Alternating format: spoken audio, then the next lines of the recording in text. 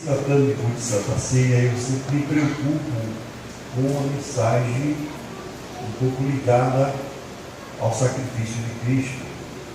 Eu sempre me preocupei com essa área, se tratando daquele culto de Santa Ceia. Apesar que nós sabemos muito bem que cada culto tem o seu tema. E o tema do culto de Santa Ceia nós sabemos que é o sacrifício de Cristo. Não vai estar menor. E eu convidei os amados para abrir nossas Bíblias no capítulo de número 53 do profeta Isaías e também no capítulo 11 do profeta Isaías. No capítulo número 11 do profeta Isaías diz o profeta, glória a Deus, esse texto da seguinte maneira, no versículo 1, glória a Deus, porque brotará um rebento do tronco de Jessé, e das suas raízes um renovo frutificará. No capítulo 53 do profeta Isaías, o mesmo profeta, no versículo 2, porque ele foi subindo como renovo perante ele, e como a raiz de uma terra seca, não tinha parecer, nem formosura, e olhando nós para ele, nenhuma beleza víamos, para que o desejássemos. Era desprezado e o mais indigno entre os homens, homem de dores, experimentado no trabalho, e como um de quem os homens escondiam o rosto, era desprezado, e não fizemos dele caso algum. Verdadeiramente, ele tomou sobre si as nossas enfermidades, e as nossas dores levou sobre si, e nós o reputamos por aflito, ferido de Deus e oprimido. Mas ele foi ferido pelas nossas transgressões e moído pelas nossas iniquidades. O castigo que nos traz a paz estava sobre ele, e pelas suas pisaduras fomos sarados. Amém? Soberano e querido Deus, mais uma vez, rogamos tua bênção, rogamos, Senhor, tua presença gloriosa e a inspiração do teu Espírito Santo, ó Deus, pois aqui estamos para nos alimentar com a tua palavra, e só a tua graça, só o teu Espírito pode, Senhor, na inspiração do teu Espírito, nos revelar as profundezas da tua palavra. Pai querido, em nome de Jesus, envolvemos das bênçãos. Amém.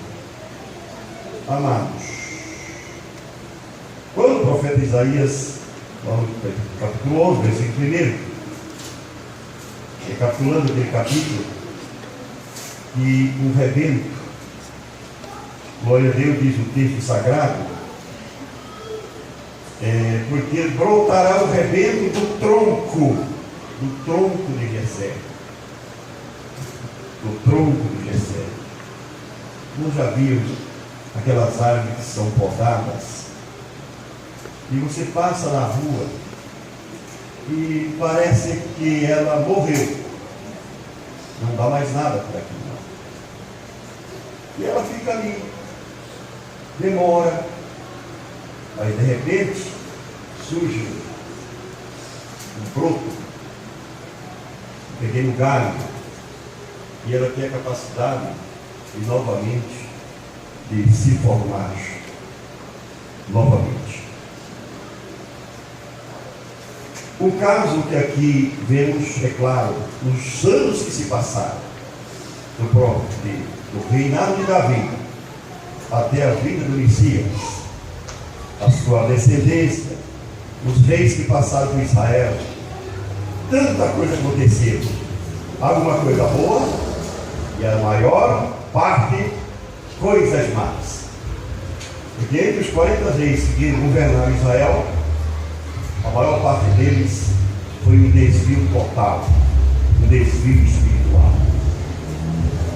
Mas umas profecias desde Adão quando Deus disse que da mulher nasceria aquele que pisaria a cabeça da serpente. Glória a Deus. Como Deus, para cumprir a sua palavra, mostrando a Abraão, se ele pudesse contar as estrelas dos céus, assim seria a sua descendência, quando ele não tinha ainda nenhum filho. Então Deus tinha promessa de resgate do pecador, desde que o homem caiu lá no Éden. Deus não deixou, nunca esqueceu das suas promessas, de hipótese alguma. Mesmo quando veio o dilúvio, que ele poderia ter destruído a todos, mas reservou uma família para dar sequência novamente às suas promessas. Então Deus sempre cumpre as suas promessas. Deus não esquece de cumprir as suas promessas. O povo vai em 73 almas para o Egito, e as profecias eram 400 anos ali no Egito. Eles ficaram 430 anos, mas a promessa de Deus não deixou de se cumprir. Deus tirou o povo do Egito para cumprir a sua promessa. Observando o texto, glória a Deus, lá estava um tronco, e coçou o tronco, tudo passou, parece que tudo caiu no esquecimento. Israel, num desvio espiritual total, terrível.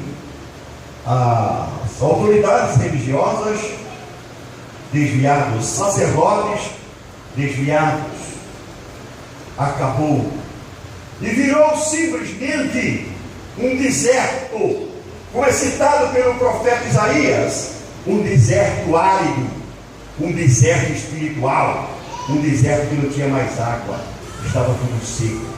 O próprio profeta, citando no capítulo 53, uma terra seca, um deserto seco, que não tinha mais nada, mas da sequidão Deus pode brotar, Deus pode minar água, Deus pode, glória a Deus, florescer o campo, por deserto que seja, Deus pode fazer grandes obras.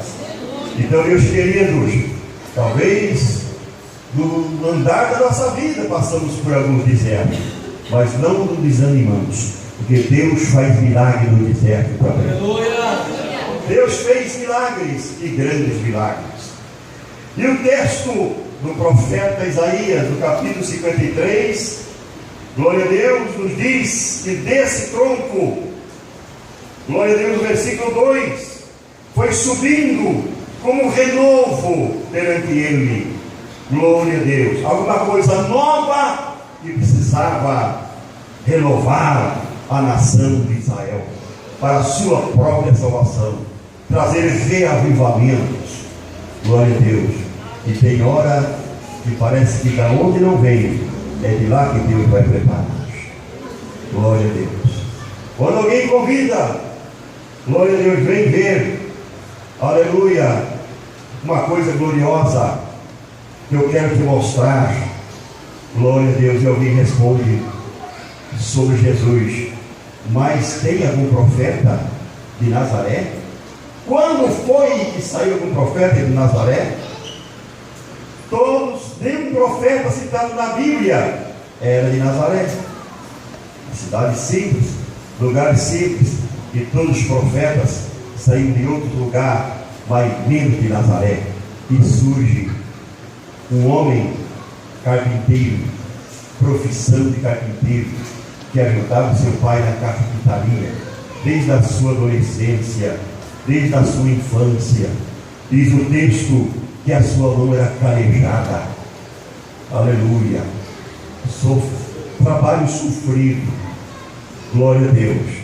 Mas mesmo a carpintaria, quando aperfeiçoava a madeira para construir móveis, eu tenho certeza que o divino homem de Deus já estava pensando no aperfeiçoamento de muitas almas perdidas. de muitas pessoas que necessitavam de resgate. Glória do Senhor. E diz o profeta Isaías: como a raiz de uma terra seca, não tinha parecer e nem formosura, ninguém via nada, ninguém confiava. Quando falava em Jesus, como alguém do outro lado já dizia: aquele carpinteiro, nós conhecemos a sua família, ele nasceu em Nazaré, de Nazaré não vem ninguém, de lá não sai ninguém. Então ele não tinha formosura. Mas por isso, queridos, que ele transmitiu formosura, porque não tinha formosura. Ele veio sem formosura, mas te deu formosura. Ele não tinha parecer, mas me deu parecer. Ele não tinha nada, glória a Deus, segundo os homens, mas era príncipe do céu, era rei dos reis, senhor do senhor, criador dos céus e da terra. Tripagunda rabarrais, deixados, glória a Deus. Ninguém, meus amados, ninguém quer deixar o seu lugar de destaque. Ninguém. Para ir para o deserto, ninguém quer deixar o seu lugar de conforto. Ninguém quer deixar um palácio para entrar numa choupana.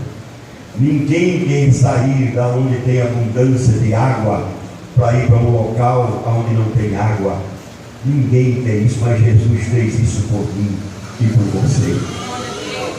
Ele deixou o céu, se fez homem e desceu às partes mais baixas. Glória ao Senhor. E foi nos dar um exemplo de trabalho, exemplo de sofrimento. Glória a Deus.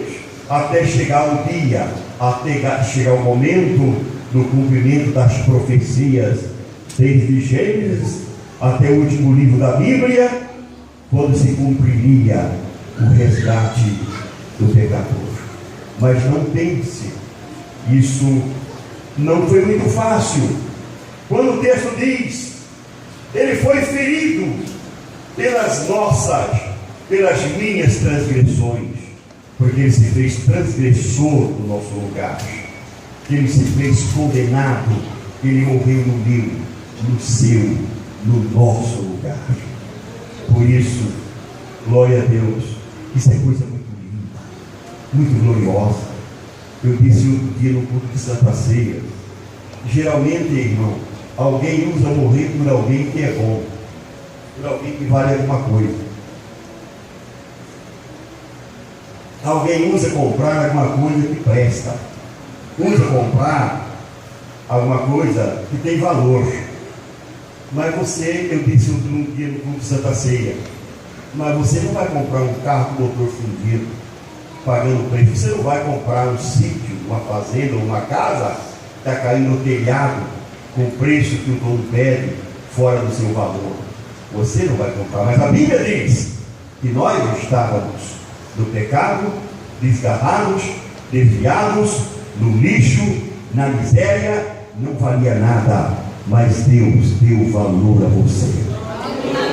Deus nos deu valor.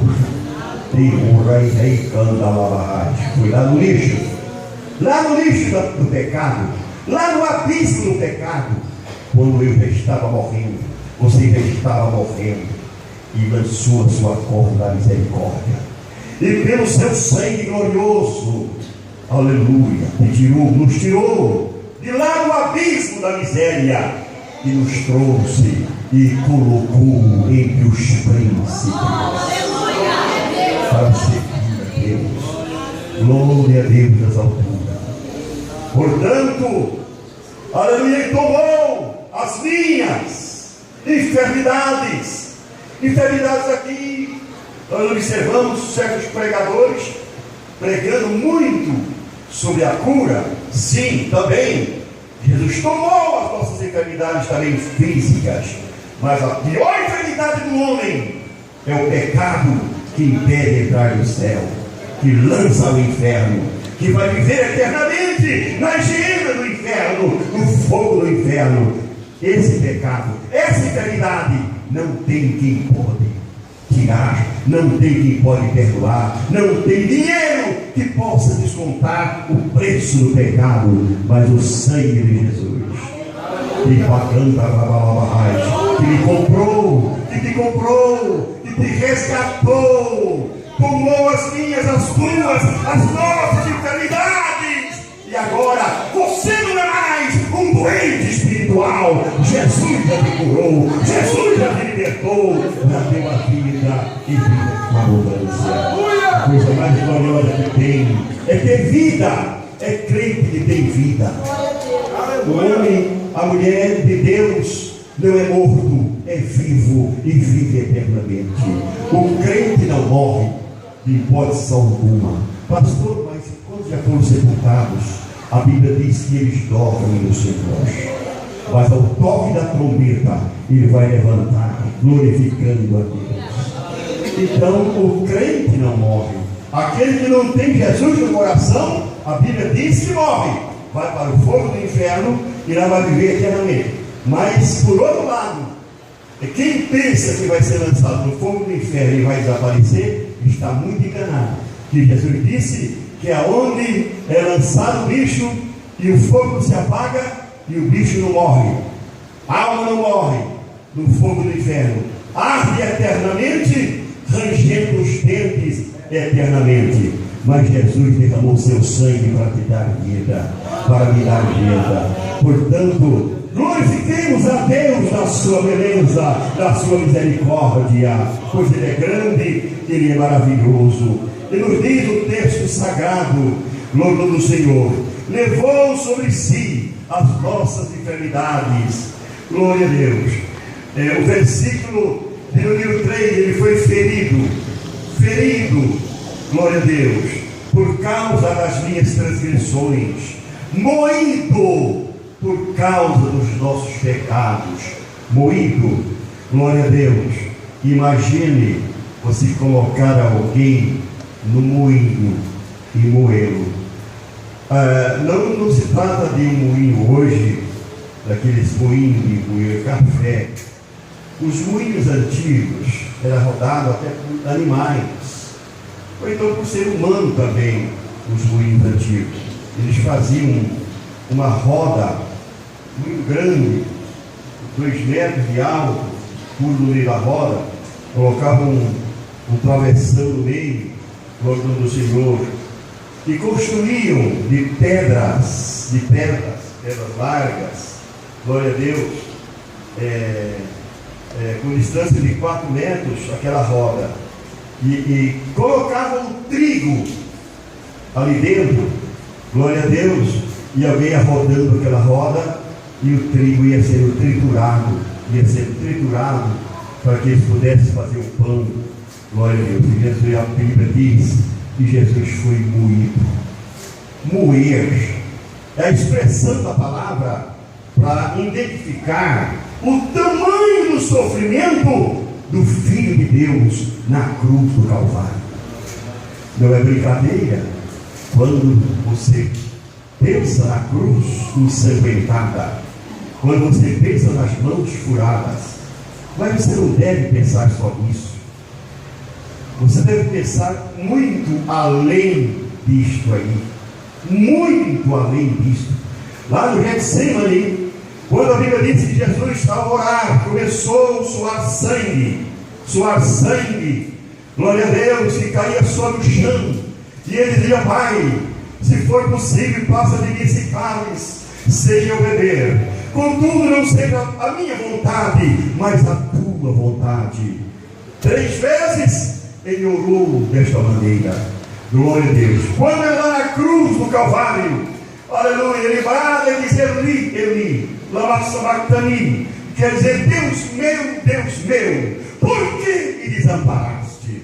Queridos, o grande sofrimento do Filho de Deus não foi só o suplício, só o sacrifício, mas foi vê-lo separado do Pai Celestial. Porque enquanto ele estava orando, ele tinha uma comunhão íntima, andava com o Pai andava com ele, estava diariamente com ele. Nas horas difíceis, os dois estavam juntos, o pai falava com ele falava com o pai, e assim os dois estavam juntos, mas expressava ele que tinha saudade, aleluia, da glória. Essa expressão nós observamos em algumas das suas orações, mas lá no Getsemane ele reclama: por que me desamparaste? Por quê? Aleluia. Foi o momento mais trágico, mais difícil para o Filho de Deus, foi ver o céu se separar dele, foi ver o Pai virar as costas para ele. Por que isso aconteceu? Porque ele se fez pecador no meu lugar, ele se fez pecador no seu lugar, ele se fez pecador no nosso lugar. Glória a Deus. Ele levou os nossos pecados sobre si, ele se tornou um condenado, aleluia, para nos dar a vida e vida com abundância. Assim mesmo queremos. Há em nossos dias atuais tanta gente que não valoriza aquilo que Deus fez por ele, que não valoriza a salvação, que não sabe o quanto custou a sua alma, e tem facilidade, muitas das vezes, para voltar-se para o mundo novamente. Quantas pessoas estão desviadas aí fora, e eu conheço muitos, aí no meu tempo de 40 anos atrás, estão afastados dos caminhos do Senhor, porque não valorizaram o sacrifício de Cristo na cruz do Calvário. Nunca façam isso. Glória a Deus. Guarda-me bens, para que ninguém tome a tua coroa. Glória ao Senhor. Aleluia. E o texto, aleluia, é muito claro. Aleluia, ele foi moído pelas nossas enfermidades.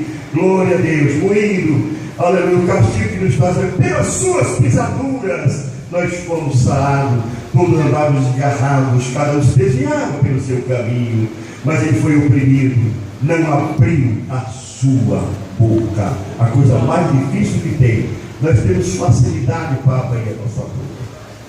Qualquer luta que tem, já abrimos a boca e falamos o que não devemos. Qualquer coisinha que acontece, já abrimos a nossa boca e falamos aquilo que não deve se falar. Mas Jesus, diante do sacrifício, não abriu a sua boca. Nos açoites, não abriu a sua boca. Levando a cruz, não abriu a sua boca. Como um cordeiro mudo, foi levado ao matadouro. Glória a Deus. Pendurado na cruz, por minha causa e por tua causa. Por isso, você está glorificando a Deus. Se não fosse isso, nós estaríamos aqui glorificando o seu nome. Estamos aqui porque Deus te comprou. Deus me comprou por um preço muito alto. Preço de sangue, o preço do sangue derramado na cruz do Calvário. Glória ao nome santo do Senhor. Portanto, glória a Deus nas alturas. A coisa mais gloriosa que tem é o dom da salvação. A riqueza maior que existe na vida do homem é o dom da salvação. E o dom da salvação custou o sangue de Jesus Cristo, nosso Senhor. E o dom da salvação custou o sangue de Cristo, a misericórdia. Porque ninguém, meus queridos, ninguém de nós é salvo porque era bom, porque merecia. Salvação é pela graça de Deus. E graça é favor imerecido. Estamos aqui glorificando a Deus, não porque merecemos, porque Deus é bom. Amém. Estamos aqui cantando de louvor a Deus, porque Deus é bom. Aleluia. Deus é maravilhoso. Guarda isso, nunca esqueça disso, e não deixe o diabo te enganar. Não permita que o diabo te engane. Quando o diabo fizer uma proposta, olhe para o sangue de Jesus que foi derramado por você. E nunca aceite, de hipótese alguma, proposta do nosso aniversário. Mas o sacrifício deu muito resultado. Lá no capítulo 7 de Apocalipse, quando lemos aquele capítulo, nós achamos uma passagem tão bela, tão linda. Glória ao Senhor, glória a Deus. O texto do capítulo 7, meus queridos, que trata-se